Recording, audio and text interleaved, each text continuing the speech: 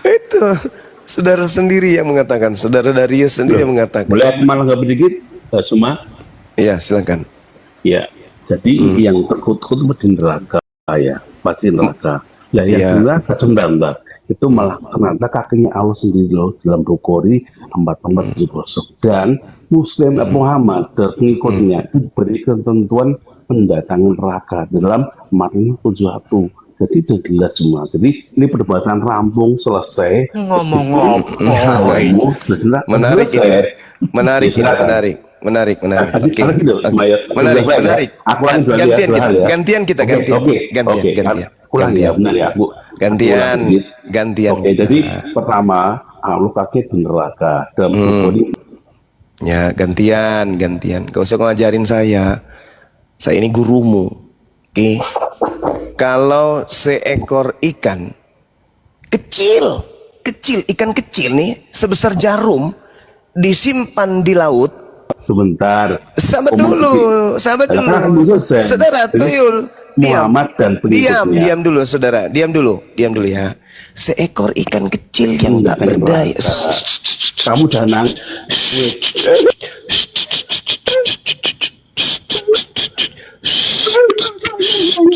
Gitu. Diam. Ya, Diam.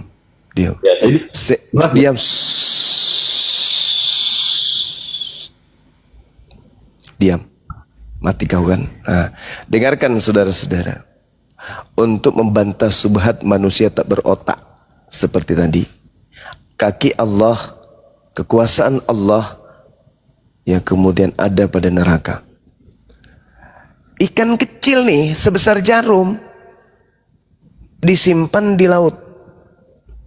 Ikan yang tak ada daya sama sekali disimpan di laut. Ikan yang tidak bisa koar-koar, tidak bisa menghina umat Islam, disimpan di laut, di samudra yang luas. Hidup gak? Hidup.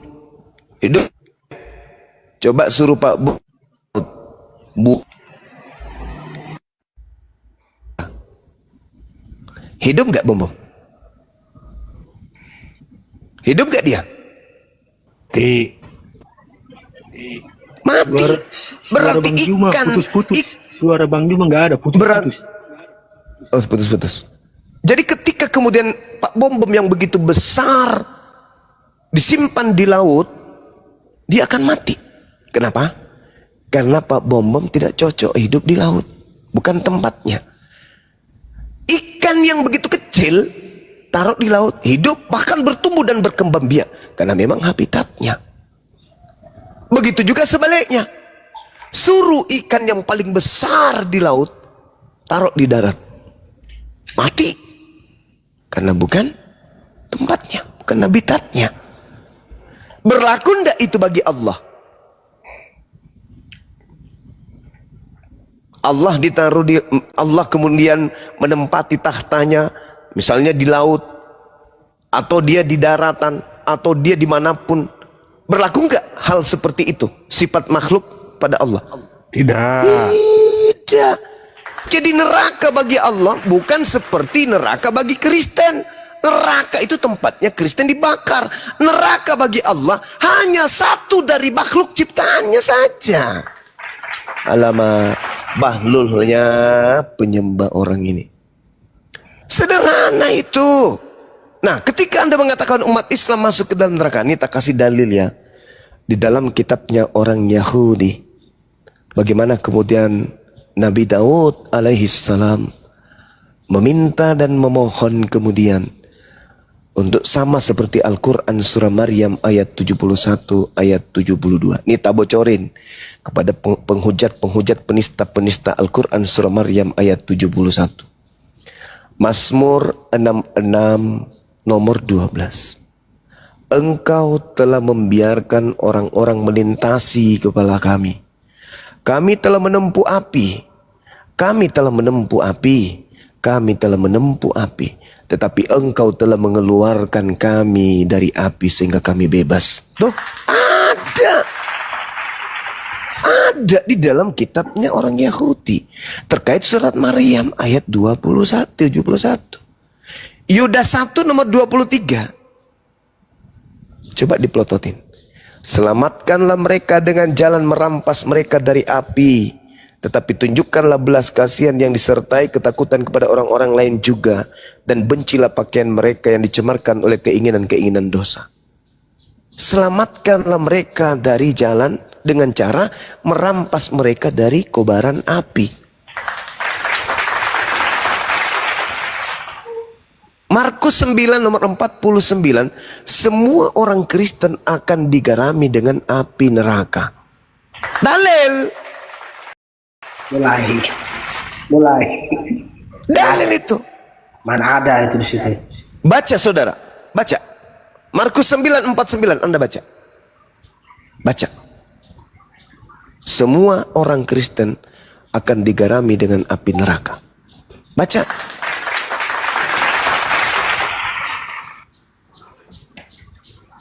Halo Bang Zuma. Halo. Matius 7 nomor 22-23, orang Kristen diusir ke neraka. Baca dalil. Ayo sama-sama Santai aja mati kita. kita Bang Zuma. Sama-sama Kenapa? mati kita. Siapa yang diangkat di surga? Yang diangkat di surga tentu saya. Innal ladzina qalu rabbuna Allah tsumma istaqamu. Kalau memang kau anak Allah, sama-sama mati kita. Siapa yang di surga? Apa maksudnya ini? Kenapa lompatlah jauh ke situ? Lawak-lawakan kau di sini. Waduh, Paulus lewat barusan itu. Buat aku Ayo bukan. Bang Zuma. Bang Zuma. Sebelum Sama-sama kau lawan mati kita. Siapa yang di surga? sebelum kau lawan Banyuma, kau belajar dulu bahasa Indonesia. Sebelum Anda mati, sudah tertulis dalam kitabmu Anda itu penghuni neraka. Gimana sih? Jangan kau bilang Yesus itu apa? Markus 9:49, semua orang Kristen akan digarami dengan api. Udah. Yesaya 66 nomor 15, 16, 17. Semua pemakan babi Kristen akan digarami dengan Sama-sama api mati, neraka. sama-sama Udah mati, selesai. kita disuruh. Udah Sama-sama final mati. Anda itu, udah final. Udah final. Sama. Matius 23 nomor 32, 33, Sama-sama 34 sampai 36. Jelas sekali Yesus sendiri berkata, bagaimana mungkin kamu akan meloloskan dirimu dari api neraka? Jelas Jangan itu. terlalu banyak drama. Matius 23 nomor 15. Mati kita. Hei, celakalah engkau wahai orang ahli Taurat, orang Parisi. Engkau menjelajahi daratan, menyeberangi lautan, mentobatkan orang. Dan setelah kau Sama-sama tobatkan mati kita, orang, Bang Zuma. kau jadikan mereka orang neraka. Sama-sama Kamu mati kita, jadikan, Bang Zuma. kau Siapa yang- jadikan mereka orang neraka. Baik. Dan 2 kali lebih jahat daripada engkau sendiri. Kristen itu Ayo. Matius 7, 22, 23. Bukan setiap orang yang menyeru aku Tuhan akan masuk ke surga, melainkan dia melakukan kehendak Bapakku. Pada hari terakhir Sama-sama nanti mati. banyak orang akan Gak memanggil ada aku imanmu. Tuhan. Bukankah Kristen Gak ada memanggilmu imanmu. Tuhan? Bukankah Kristen mengusir Gak setan ada pakai iman. nama Yesus? Bukankah Kristen bernubuat, bermujizat pakai nama Yesus? Pada hari terakhir itulah aku akan berterus terang kepada Kristen. Kalian semua adalah pembuat kejahatan. Enyahlah daripadaku. Aku tidak mengenal kalian. Matius 13 nomor 50. Pembuat kejahatan dilemparkan ke dalam api neraka. Kristen itu penghuni neraka berdasarkan Bible. Kalau begitu Ya, aku Bang Zuma, mending Bang Zuma, nyalu. Bang Zuma. Takut bang. Yang Turun pastinya dulu ya. tidak ada. Wah, kena gerunda lagi. Waduh. Ya, Bang Andi mewakili lah.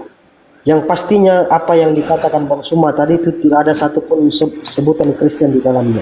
Di template-nya teman-teman jangan ini ya, jangan telat ya di gaspol teman-teman. Ini udah Kalau mulai bukan- kelas nih. Bukan buat Kristen, jadi buat siapa? Di Yesaya itu, sabar Yesaya dulu. itu bro, semua pemakan babi itu masuk neraka loh. Ah, itu di perjanjian lama, kita bahas lagi lebih pokoknya lagi. Itu Lah giliran yang enak-enak kau kan. dimakan dah. Iya, Giliran yang lucu-lucu perjanjian dah. Taruh Gimana lah. kau konsisten? Mau serius kita bahas, tampilkan ayatnya kita bahas. Jangan ambil. Ya kan kamu punya Bible bisa perbandingan di situ. Ih, Gak usah Gini, ditampil-tampilin lah. Bang, gini, sebentar, Bang Andi gini. Kagak mungkin kalau kami Muslim itu berbicara tanpa data. Pasti saya juga meyakini, saya tidak membantah ayat itu, tetapi kita bahas dulu. Jadi saya baca ya, Yesaya 66:17. Mereka yang menguduskan dan mentahirkan dirinya untuk taman-taman dewa dengan mengikuti seorang yang ada di tengah-tengahnya, yang pemakan daging babi dan binatang-binatang jijik serta tikus, mereka semuanya akan lenyap sekaligus. Demikianlah firman Tuhan. Jadi waspadalah, jangan makan babi. Siapa yang pemakan babi, binatang-binatang menjijikkan, ya selesai sudah kan. Iya, Yesaya ini kan Yesaya tulisan Musa, yang mana tulisan Musa ini meriwayatkan ulang perjalanan yang sudah lalu, mulai dari Ibrahim dan sebagainya, Daud setelahnya. Sementara perintah Musa yang dia terima langsung dari Allah itu cuma 10. Kalau Matius 9:49, Markus 9:49, karena setiap orang akan digarami dengan api. Nah itu. Coba Banyuma balik lagi, silakan Banyuma. Yesaya 66 itu tadi dulu selesaikan. Oh iya, dia nggak percaya perjanjian lama katanya. Yesus itu mengajarkan perjanjian lama.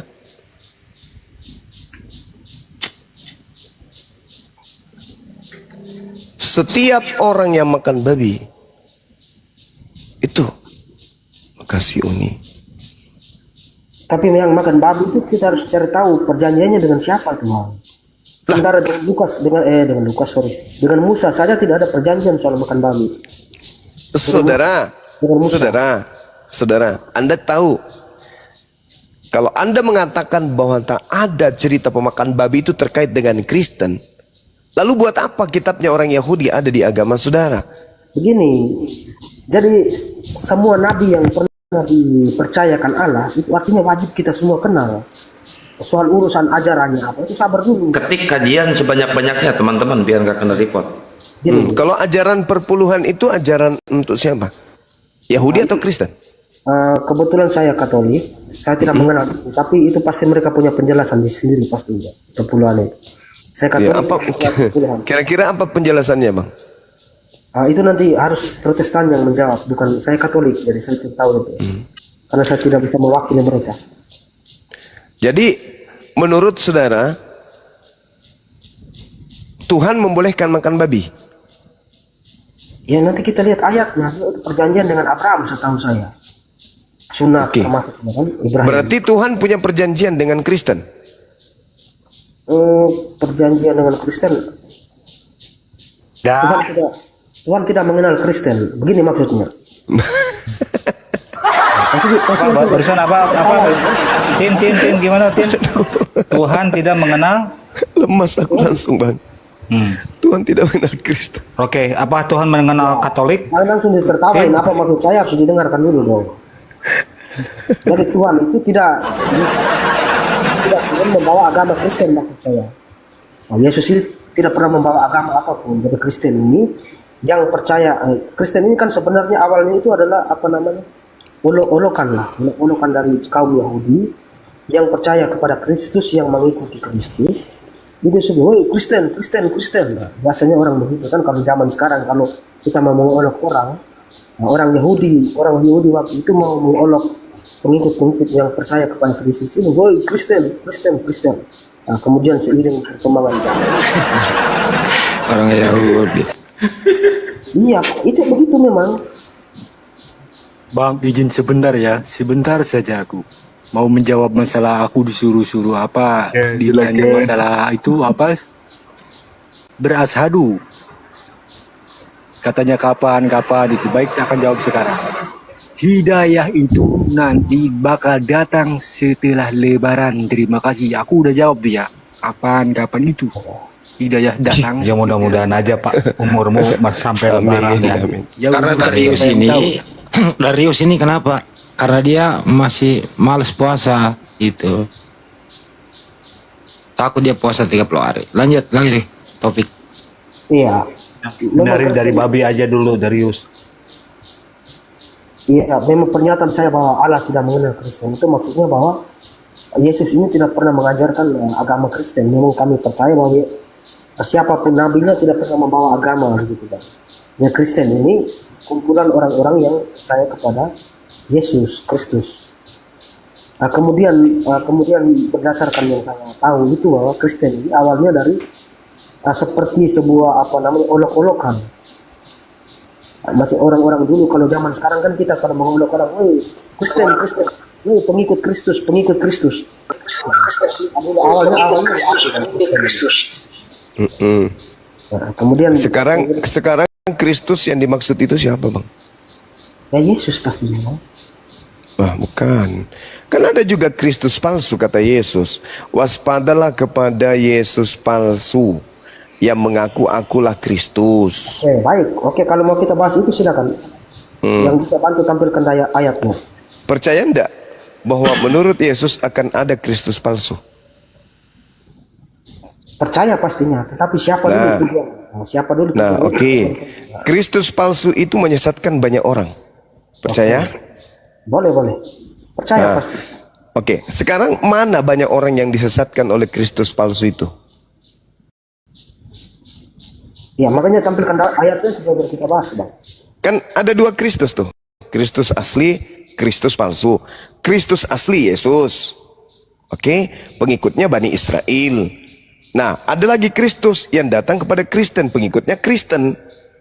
Nah, sekarang pertanyaan saya, orang banyak yang disesatkan Kristus palsu itu mana? Orang banyak. Harus pakai dalil dong, harus tampilkan Matius 24 nomor 4 dan nomor 5.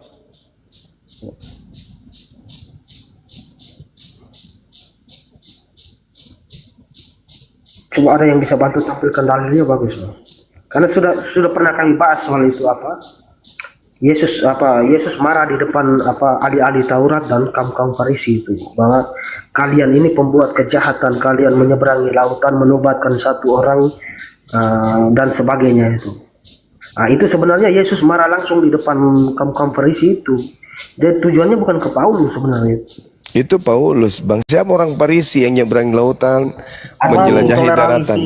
Itu salah pemahaman itu, Bang. Itu jujur saja, itu kita sudah bukan. Gini. Siapa orang Farisi yang menjelajahi daratan, menyeberangi lautan, mentobatkan orang di luar Yerusalem, itu siapa?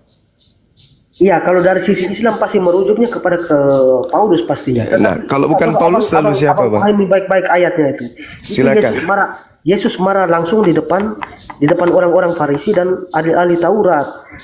Artinya bahwa penyeberangan lautan itu sudah terjadi, sehingga Yesus marah mereka. Kalian ini yang menyeberangi lautan kemudian menobatkan satu orang harusnya itu Yesus marah langsung kepada mereka di depan ahli-ahli Taurat dan kaum Farisi.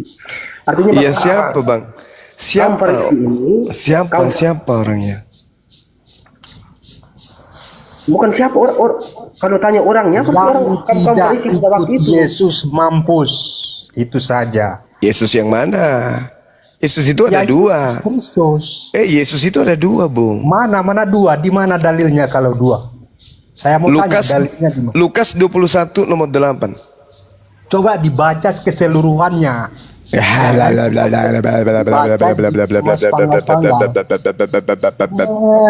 Waspadalah kepada penyesat yang datang kepadamu dengan memakai nama Yesus.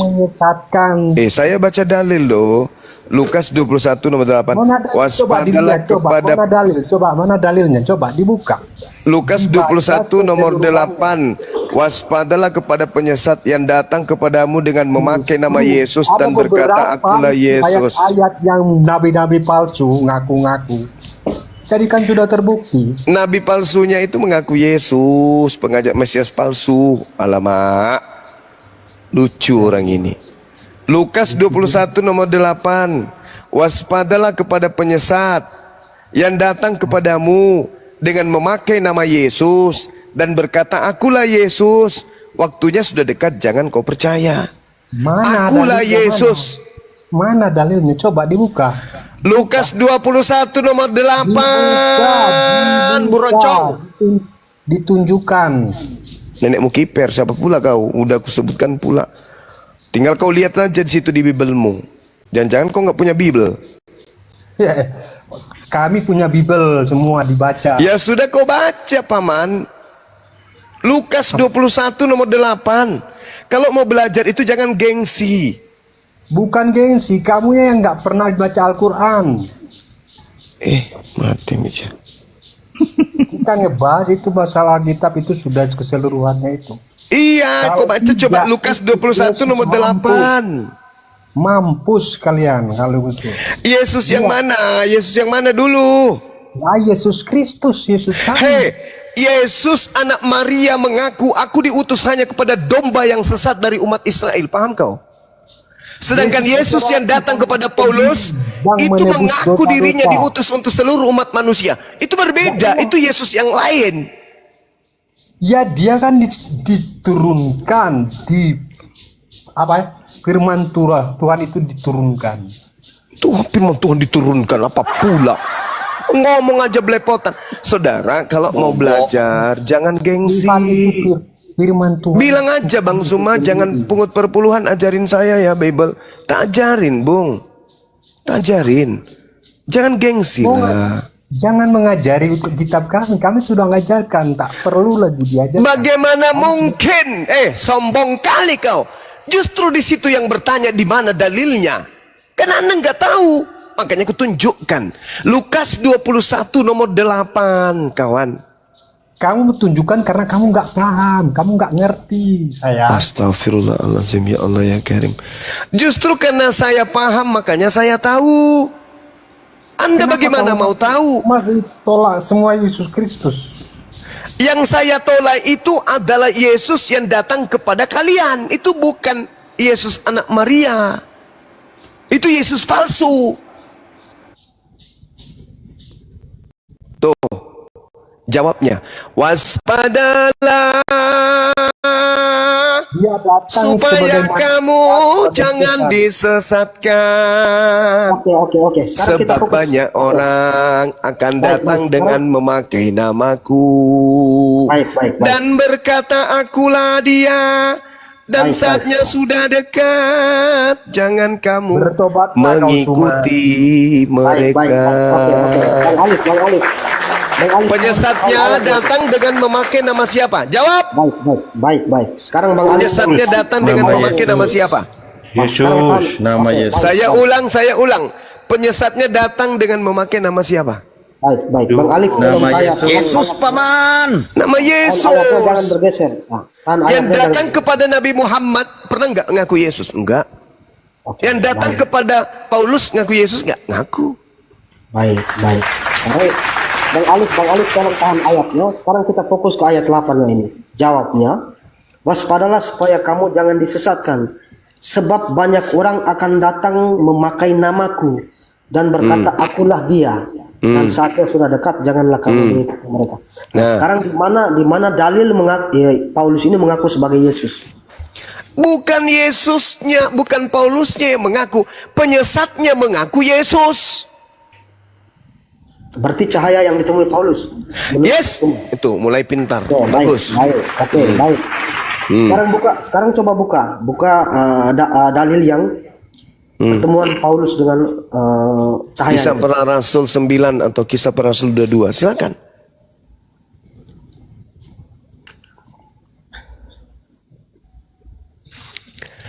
Akulah Yesus yang kau aniaya. Tuh, baca tuh. Siapakah engkau Tuhan? Katanya akulah Yesus. Nah, siapa ini? Siapa ini yang datang nih? Oke, baik. Siapa ini? Sekarang, coba di ada dalil sebelumnya tadi. Coba baca selengkap ada ayatnya itu, Bang. Apa lagi mau dibaca lengkap, saudara? Ayat yang tadi, yang sebelumnya ditampilkan, di situ kan ada tanda-tanda perang dan sebagainya. Sementara di sini tidak ada. Di sini cahaya itu tidak memberikan tanda-tanda perang dan sebagainya. Itu tidak ada. Dengarkan, Bung. Pada saat kemudian ini belum terjadi, oke? Perang huru-hara itu lebih dulu kemudian terjadi. Dengarkan. Ketika yang dimaksud di dalam pengakuan Yesus, sebelum itu terjadi huru-hara bla bla bla bla dan seterusnya. Apa kata Yesus di data nomor 12-nya di Lukas 21 tadi? Lukas 12-nya di data 12-nya apa dikatai oleh Yesus di sana? Namun sebelum itu terjadi, kamu terlebih dahulu ditangkap, dianiaya, disesat. Coba baca nomor 12-nya Dinda. Tuh. Apa itu? Tetapi sebelum penyesat itu datang, terlebih dahulu kamu ditangkap, dianiaya, kamu akan diserahkan ke rumah-rumah ibadat dan penjara-penjara, dan kamu akan dihadapkan kepada raja-raja dan penguasa-penguasa oleh karena namaku. Setelah ini Paulus lakukan, Paulus kemudian apa?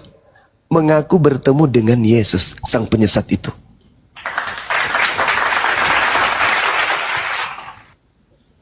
Oke, baik, coba Bang Alif bisa apa perikopnya soal apa? Diresapi lah, jangan coba-coba terus. Lari lagi ke perikop. Dijelasin. Iya, kalau hanya bahasa ayat satu ayat sini saja kan kita mau simpulkan gimana? Yang memberikan perikop itu kan orang Indonesia, Bang. Iya, tapi Sebelumnya secara dalilnya nggak ada kita perikop-perikopan. Kita bisa tangkap poinnya dari sekian. Sekarang pertanyaannya gini aja. Siapa yang pernah melakukan penangkapan penganiayaan terhadap murid Yesus? Itu aja dulu poinnya. Selain Paulus pasti ada juga. Siapa? Tidak dituliskan. Kenapa yang ditulis Anda tidak percaya?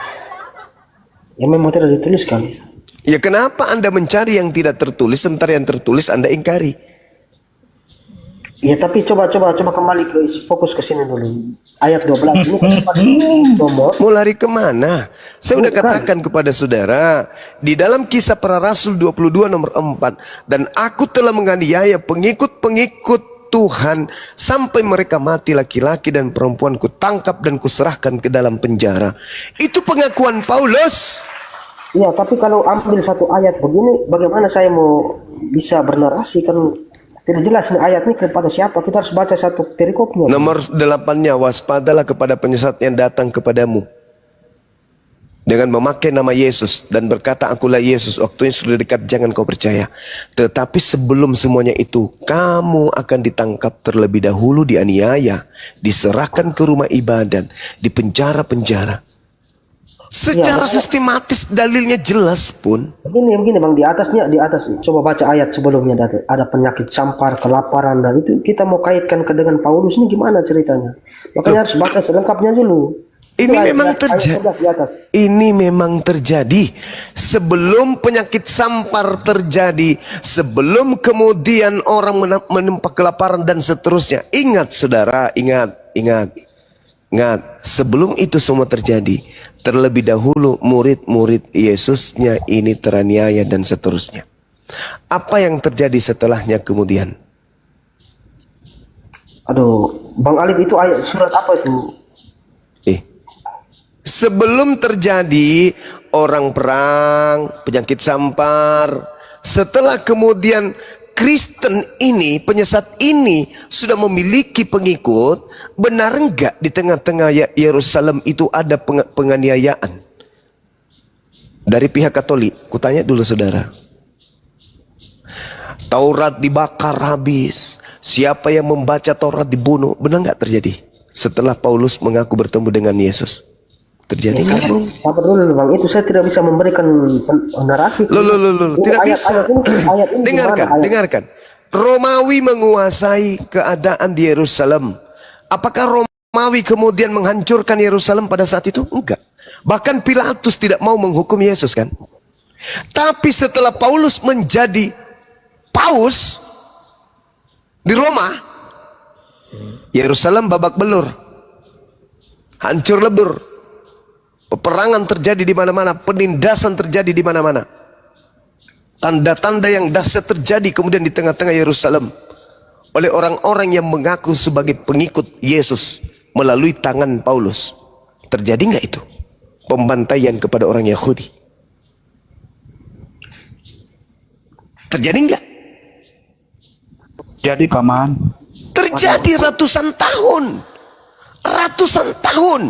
Sampai kepada sahabat Rasulullah berhasil mengusir orang-orang Roma dari Yerusalem.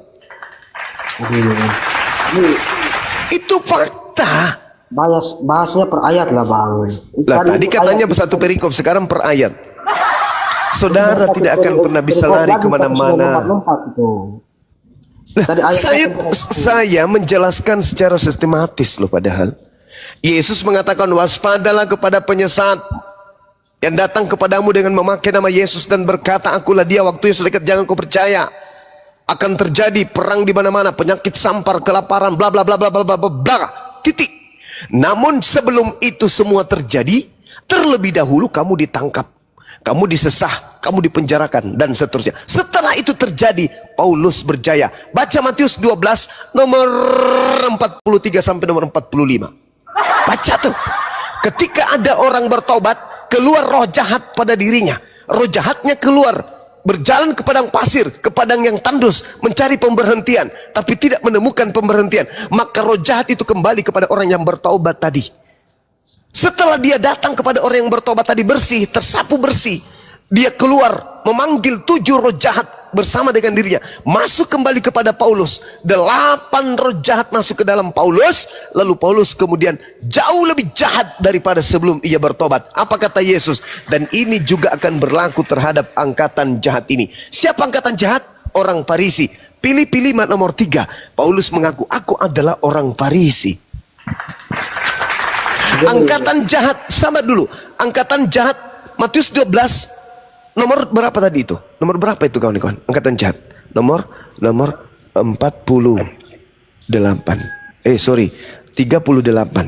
sampai nomor 40. Angkatan jahat ini minta satu tanda, dan tidak akan diberikan satu tanda kecuali tanda Yunus. Sebab 3 hari 3 malam dalam perut bumi, demikian juga anak manusia 3 hari 3 malam di perut bumi. Perut ikan, begitu juga anak manusia dalam perut bumi. 3 hari 3 malam. Bangkit pada hari ketiga, itu adalah simbol angkatan jahat.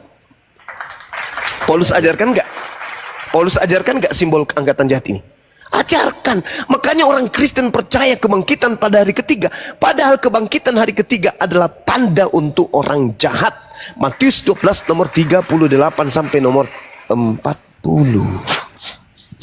Ya, anda bisa begitulah diskusinya. Harus satu-satu bahasnya. Lalu loncat ke Lukas 21.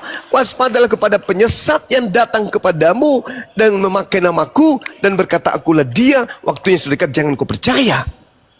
Akan terjadi bla bla. Namun sebelum itu terjadi, terlebih dahulu kamu disesat bla bla bla bla bla bla. Siapa yang menyiksa dan menyesak kemudian murid-murid Yesus? Paulus. Setelah itu Paulus bertobat kan? Setelah Paulus bertobat, apa yang diajarkan kemudian? Apakah kebaikan? Enggak. Tuhan yang tadinya maha suci, maha tinggi, tidak serupa dengan apapun, dirubah oleh Paulus kemudian menjadi manusia. Jauh 2 kali lebih jahat daripada sebelumnya, karena dia sudah kerasukan 8 iblis dalam dirinya. Coba, dari mana Paulus mendapatkan bisikan kalau hukum Taurat itu adalah kutuk? Dari mana Paulus mendapatkan bisikan kalau dengan mengatakan bahwa hukum Tuhan yang datang kepada Bani Israel itu adalah skubalon, tinja, sampah? Dari mana Paulus mendapatkan ilmu-ilmu itu? Untuk itulah Yesus mati agar dia bangkit menjadi Tuhan bagi orang yang mati maupun orang yang hidup. Dari mana Paulus mendapatkan ilmu-ilmu itu? Dari mana? Ya dari makhluk itu tadi yang datang kepadanya, yang bukan Yesus tapi ngaku Yesus. Waspadalah kepada penyesat yang datang kepadamu dengan memakai nama Yesus dan berkata, akulah Yesus. Siapakah engkau? Akulah Yesus yang kau niaya. Yesus sudah mengatakan, jangan kau percaya. Waduh, itu harus dibahas satu-satu, Bang. Tidak bisa dicomot-comot begitu ayatnya. Nah, silakan Anda memulai. Kita sudah silakan Anda memulai. Dari mana Anda ingin membuktikan? Akarnya adalah Anda harus mengakui dulu bahwa Yesus mengatakan akan muncul penyesat alias planos, iblis yang datang dengan memakai nama Yesus. Anda akui dulu itu. Iya pastinya, tapi harus dibaca Nah, sekarang tolong tunjukkan di mana pernah datang penyesat memakai nama Yesus. Akulah Yesus. Selain yang datang kepada Ananias, Paulus, penulis Matius, dan juga kepada penulis Wahyu. Tolong tunjukkan di mana itu Anda orang mengaku Yesus. Baik. Ingat Bung, ingat saudara, ini saya kasih gratis ilmunya. Galatia 1 Anda baca nomor 12, nomor 11, nomor 12. Aku menerima Injil bukan dari manusia. Yesus mengajarkan Injil sebagai manusia. Oke? Yesus mengatakan dirinya sebagai manusia. Paulus mengaku menerima Injil bukan dari manusia. Berarti bukan dari Yesus. 2 Yohanes 1 nomor 7. Siapakah penyesat itu? Bukankah dia yang pergi ke seluruh dunia, yang tidak mengaku Yesus Kristus datang sebagai manusia? Siapakah antikristus itu? Yang tidak mengaku Yesus datang sebagai manusia. Wahai Paulus, ya paman, yang datang kepadamu manusia atau bukan? Galatia 1 nomor 12. Paulus mengatakan bukan. Tapi siapa? Yesus Kristus. Halo, 2 Yohanes 1 nomor 7. Barang siapa yang berkata Yesus Kristus datang bukan sebagai manusia, maka dia adalah penyesat. Dia adalah iblis. Baik. Sekarang tapi faktanya bahwa semua Kristen di seluruh dunia mengaku itu Yesus datang sebagai manusia. Tidak ada satupun yang tidak itu, Bang. Itu kebohongan dan kemunafikan. Anda ngerti tahu orang munafik? Lain di mulut, sabar. Lain di mulut, lain di perbuatan. Orang Kristen mengatakan Yesus itu datang sebagai manusia. Coba Anda lihat ke gereja. Siapa yang mereka sembah? Lain di mulut, lain di perbuatan. Itu munafik.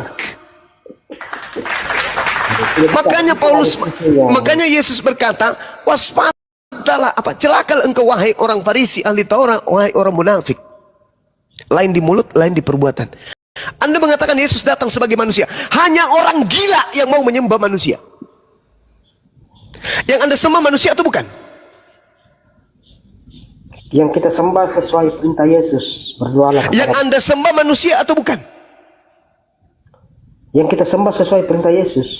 Saya tidak tanya itu Anda menyembah sesuai dengan perintah siapa. Yang saya tanya, yang Anda sembah manusia atau bukan? Bapak itu setahu saya bukan manusia, Bang. Yesus Anda tidak sembah? Tidak. Anda tidak tuhankan Yesus? Tidak. Lalu Yesus ini siapa menurut saudara? Yesus itu nabi. Boleh dikatakan nabi juga, utusan juga boleh. Berarti dia bukan Tuhan. Yesus Tuhan juga. Nah, tuh coba. Itu lihat. Coba lihat. Coba Dia lihat. manusia, dia manusia juga, Tuhan juga. Itu coba lihat tuh. Sekarang coba Anda lihat tuh. Pembohong besar. Dia mengatakan Yesus itu adalah Tuhan dan manusia juga. Coba.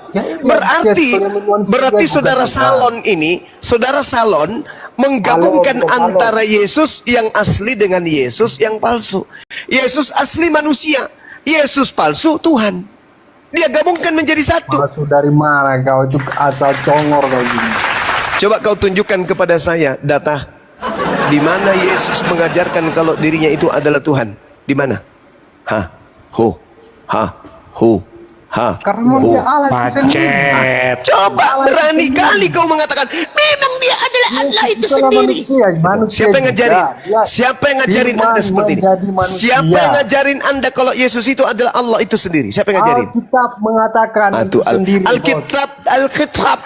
Yang mana yang Anda sebut itu, di mana tertulis bahwa Yesus itu adalah Allah itu sendiri? Mana dalilnya? Mana? Kita kalau mau ngomong sama orang nggak pernah paham, susah. Udah, ini sudah tanda-tanda Anda mengalah. Udah, saya maklum. Saya nggak mengalah. Ya sudah, kau tunjukkan di mana dalilnya Yesus itu adalah Allah itu sendiri. Di mana dalilnya? Yesus itu adalah Allah itu sendiri, firman Tuhan itu sendiri. Mana dalilnya? Firman menjadi manusia. Mana dalilnya? Inilah orang-orang yang harus diwaspadai. Siapakah penyesat itu? Bukankah dia yang pergi ke seluruh dunia yang tidak mengaku Yesus datang sebagai manusia? Dari mana kau bilang dia menyesat? Coba saya mau tanya.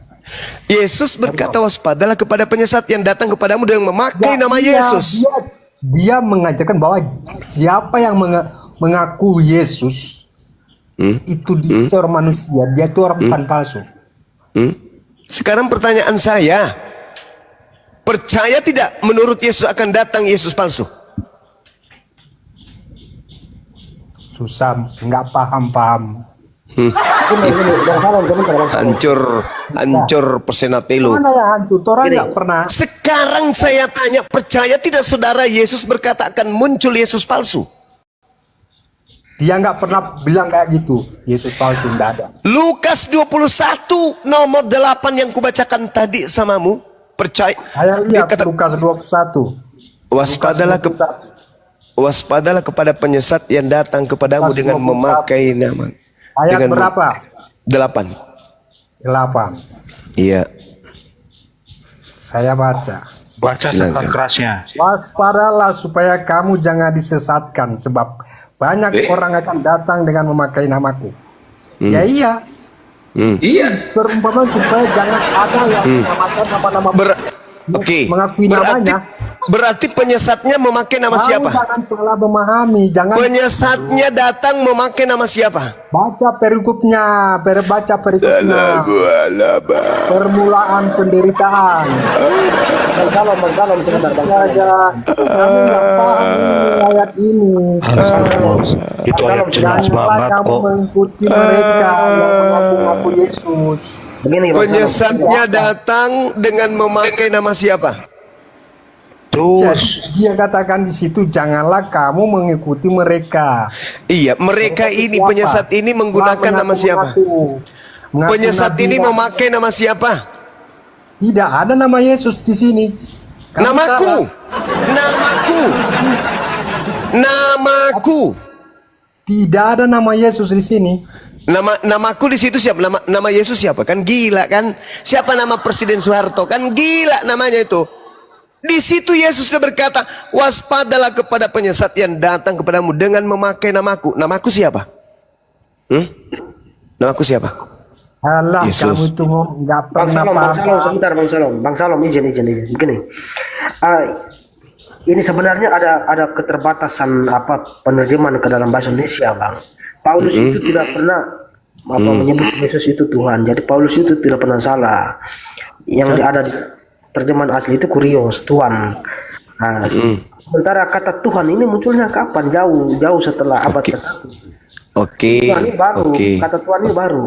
Yesus itu Tuhan, guru dan Tuhan, bukan Tuhan. Tuhan ini baru kata Tuhan ini ada Berarti saudara Martin menganggap Yesus ini hanya rasul, utusan. Sabar dulu, belum ke situ. Sabar dulu. Jadi gini, dia mau Tuhan atau Tuhan. Bahaya ini. Sabar dulu.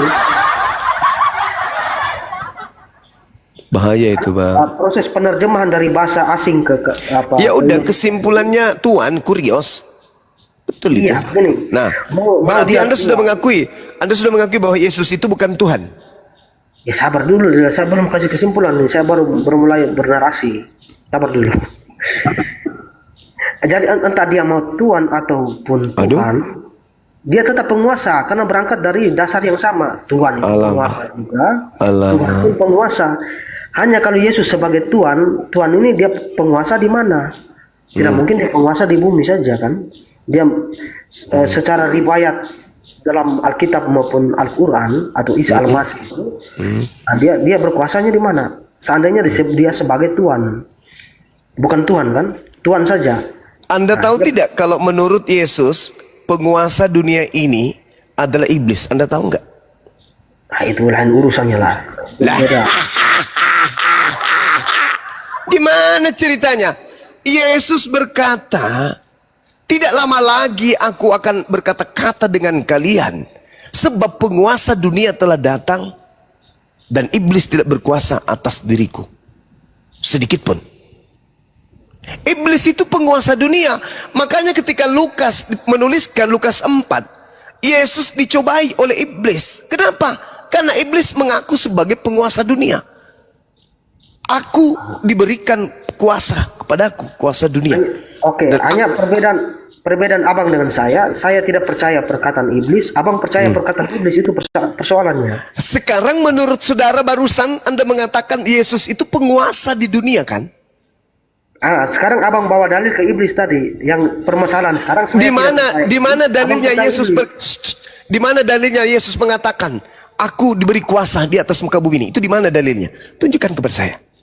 Ya pada saat dia diangkat ke surga kan? Nah, sekarang pertanyaan saya, di mana Yesus mengatakan kepadaku telah diberi kuasa di dunia? Mana dalilnya? Ya saat dia mau diangkat ke surga itu bang, ada tuh. Padaku telah diberikan kuasa di bumi dan surga. Itu setelah keluar dari kubur kan? Iya pastinya. Dan sebelumnya pun sudah ada itu. Ada. Di mana itu tertulis? Di mana tertulis? Saya kejar saudara sekarang ini. Di mana tertulis bahwa Yesus berkata kepadaku telah diberi kuasa di dunia? Itu tertulis di mana? Itu munculnya nanti di Matius 28, Bung. Ketika ada manusia keluar dari kubur, manusia itulah yang berkata, kepadaku telah diberi kuasa, pergilah ke seluruh bangsa, jadikan seluruh bangsa menjadi pengikutku. Itu siapa yang keluar dari kubur? Yesus pastinya. Oh no, Anda baca Yohanes 12 nomor 31. Sekarang berlangsung penghakiman atas dunia ini. Sekarang juga penguasa dunia ini akan dilemparkan keluar. Keluar dari mana? Keluar dari kubur. Siapa yang keluar dari kubur? Iblis. Sejenak di dalam Yohanes 12 ketika Yesus ingin meninggalkan dunia, dia mengatakan apa? Sekarang berlangsung penghakiman atas dunia ini. Sekarang juga penguasa dunia ini akan dilemparkan keluar. Keluar dari mana? Bukankah Adam dan Iblis dilemparkan ke bumi? Supaya sudah ada di bumi. Nah, sekarang ketika Yesus berkatakan akan dilemparkan. Dilemparkan dari mana ke mana? Iya, abang bawa dalilnya lompat-lompat ini, jadi saya juga. Bukan lompat-lompat. Ini sesaat Yesus sebelum terangkat ke langit, Bung. Sebelum ada upaya menangkap dirinya, Yesus berkata, suara yang kamu dengar itu bukan karena aku, melainkan karena kamu. Sekarang berlangsung penghakiman atas dunia ini. Sekarang juga penguasa dunia ini akan dilemparkan keluar. Keluar dari mana? Waduh. Saudara, saya kasih. Narasinya lompat-lompat, jadi saya juga bingung. Saya menjawab. tidak loncat-loncat, saudara. Anda yang tidak mau jujur menjawab, jawab aja. Iblis dimasukkan ke dalam kubur. Tertulis di Yesaya 14 nomor 15. Iblisnya dikatakan, sebaliknya ke dalam alam kubur aku masukkan engkau. Ke alam maut yang paling dalam aku masukkan engkau. Jadi iblis itu ada di alam maut, di alam kubur. Kemudian 2 Petrus 2 nomor 4, iblis itu dilemparkan ke dalam gua-gua yang gelap. Ingat saudara, ingat. Jasad yang Anda kira Yesus dimasukkan ke dalam gua milik Yusuf Arimatea. Yesus mengatakan angkatan jahat ini minta satu tanda, dan tidak diberikan tanda kecuali tanda keluar dari kubur pada hari ketiga. Siapa yang keluar dari kubur? Iblis. Siapa yang mengatakan kepadaku telah diberi kuasa? Iblis. Siapa yang merintahkan pergilah ke seluruh bangsa, jadikan seluruh bangsa menjadi muridku? Itu siapa? Iblis. Siapa yang menjadi banyak pengikutnya sekarang ini? Iblis. Kok tertawa? Bagaimana diskusinya malah begitu? Harus satu-satu lah. Terus baca sendiri. Anda harus mengakui bahwa apa yang saya sampaikan ini adalah kebenaran. Iya, boleh saja, tetapi harus saya uji dulu. Itu kan lompat-lompat. Mari kita uji. Mari kita uji, saudara. Mari kita uji. Mohon Anda gunakan akal sehat. Yesus di dalam Matius 15 nomor 24 mengaku, aku diutus hanya kepada domba yang sesat dari umat Israel. Matius 10 nomor 5 nomor 6, Yesus berpesan kepada ke-12 muridnya, jangan ke bangsa lain, tapi pergilah kepada dombaku yang hilang dari umat Israel. Itu pengakuan Yesus. Tolong tunjukkan di mana pengakuan Yesus sebelum ada orang keluar dari kubur bahwa dia diutus untuk seluruh bangsa. Tunjukkan. Ada dalilnya? Tak ada. Baik. Begini bang. Pengetahuan saya, semua nabi tanpa terkecuali itu tidak usah pakai. Ke Yesus aja dulu. Yesus itu barusan yang ditanya Bang Zuma itu aja dulu. Semua bang, semua tanpa terkecuali siapapun seorang nabi itu pasti akan diutus di suatu tempat saja. Nah, itu betul. Kemudian ajaran itu disebarkan oleh orang lain ke seluruh bangsa. Nggak bisa, nggak boleh. Yesus berpesan kepada ke-12 muridnya jangan ke bangsa lain, nggak boleh. Yesus loh, ini yang asli Yesusnya. Jangan ke bangsa lain, itu yang asli. Sekarang yang keluar dari kubur berbeda. Kepadaku telah diberi kuasa, baik di langit maupun di bumi. Pergilah, jadikanlah seluruh bangsa menjadi pengikutku. Itu siapa? Kok bertentangan dengan Yesus? Sedangkan Yesus berkata, waspadalah kepada Yesus palsu yang datang kepadamu dengan memakai namaku dan berkata, akulah Mesias. Dia akan menyesatkan banyak orang. Nah sekarang mana Yesus yang mengikuti yang memiliki pengikut banyak itu mana? Kristen kan? Maka pada endingnya Sebatas narasi begitu ya, siapapun bisa lah. Harus kita uji satu persatu dalilnya itu. Benar silakan. atau tidak. Yang mana yang Anda ingin uji? Yesus datang sebagai manusia. Paulus mengatakan dia menerima Injil bukan dari manusia. Uji aja itu. Siapa Yesus yang bukan manusia ini? Anda sendiri mengatakan dia manusia, Yesus manusia. Siapa Yesus yang bukan manusia ini? Yang datang kepada Paulus siapa?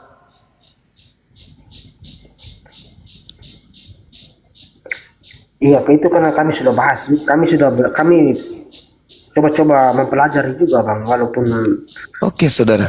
Thank you. Yesus dilahirkan manusia. Maria melahirkan manusia. Anda baca kemudian di dalam Lukas 2 nomor 11. Pada hari ini telah lahir bagimu juru selamat. Manusia yang diurapi Tuhan di kota Daud. Yang lahir manusia. Kristus. Kristus itu Mesias. Mesias itu manusia yang diurapi. Berarti yang lahir adalah manusia yang diurapi Tuhan di kota Daud. Yang lahir manusia loh. pastinya semua Kristen mengaku itu, Bang. Yesus lahir sebagai manusia. Oke, Yesus lahir sebagai manusia. Yang datang kepada Paulus bukan manusia. Itu siapa? Itu setelah Yesus kembali ke surga, dia datang. Wow, berarti setelah dia keluar dari kubur, dia bukan lagi manusia kan? Manusia. Loh, yang datang kepada Paulus bukan manusia, Bung. Ya, itu setelah dia diangkat ke surga, Bang. Berarti manusia tadi berubah menjadi bukan manusia. Ya, sabar dulu. Ah, ini bahaya ini. Iblisnya kuat. Begini. Oke, sekarang kita bawa ke versi Islam bahwa dia ditidurkan di langit kan? Yes. Ya. Sekarang Itu dia, di Mazmur 91 pun ada. iya, sekarang bisa saja kalau saya buat perbandingan Ya. berdasarkan narasi Abang tadi, setelah Yesus diangkat, dagingnya kemana kan begitu? Yesus Kalau diangkat dagingnya. Yesus terangkat lengkap dengan jasadnya, Bung. Nah, itu makanya saya buat perbandingan. Ketika dia terangkat, dia tetap manusia, Bung. Iya, makanya saya buat perbandingan. Yang datang kepada Paulus bukan manusia, Bung. Iya, memang kalau Allah Tuhan itu datang kepada nabi-nabi sebelumnya dengan Kok cahaya jadi saja. Tuhan Yesus ini? Yesus kan manusia. Kalau memang cara datangnya Tuhan sebelum Yesus kan begitu, dengan cahaya yang terang. Hei, Sama persis. Lukas 10 nomor 18, Yesus sendiri berkata, aku melihat iblis jatuh dari langit ke bumi berupa cahaya. Yang datang kepada Paulus hanya berupa cahaya. Nabi Sedangkan Musa pun melihat Allah dengan cahaya juga. Berarti yang mana yang benar? Oke, sekarang jangan tanya itu. Sekarang saya tanya sama saudara. Kisah Para Rasul 1 nomor 11. Malaikat berkata, Yesus yang kau lihat terangkat ke langit akan datang kedua kalinya, sama seperti engkau melihat terangkat ke langit. Yesus terangkat dengan jasad, datang kedua kalinya dengan jasad. Okay. Yesus berkata di dalam Matius 24